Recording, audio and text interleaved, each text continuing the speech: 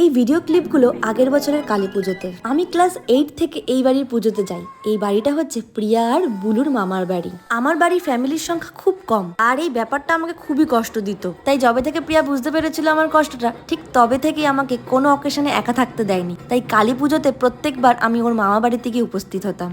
তারপর আর কি, ওদের বাড়ির মেম্বাররাও আমাকে বাড়ির মেয়ের মতনই ভালোবাসতে থাকলো, আর আমিও ওদের বাড়ির সব মানুষকে আপন করতে থাকলাম। এইসব কথাগুলো বলার কারণ একটাই, কারণ আগের বছর আমাদের দাদু বেঁচে ছিলেন, আর এবছর আমাদের দাদু নেই। তাই এবছরের পুজোটাও ছিল অন্যরকম। আগের বার ঠিক যতটা মজা করেছিলাম, এবার ঠিক ততটাই কষ্ট পেয়েছি।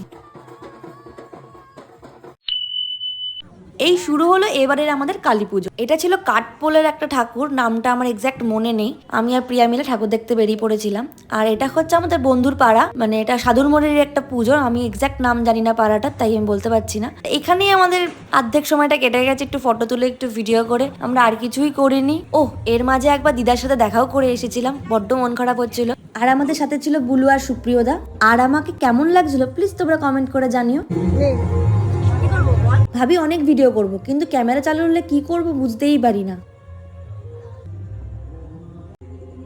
তারপর কালী পুজোর পরের দিন শুরু হয়ে গেলো আমাদের বাজি ফাটানো। ঠিক হাতে গুনে কয়েকটা বাজি ফাটাই, তারাবাতি, তুবড়ি আর চরকি। এই তিনটে বাজি ফাটিয়েছি, কারণ আমাদের বাজিতে প্রচুর ভয়। ছোটবেলায় একবার দাদার হাতে তুবড়ি ফেটে গেছিল, তারপর থেকে আমাদের বাড়িতে বাজি আর আসেই না বলা চলে। তাই কটা বাজি আমরা সবাই মিলে খুব মজা করে ফাটিয়েছি, প্রিয়া, দিয়া, আমি, দিদি, দাদা আর সোনাই মিলে।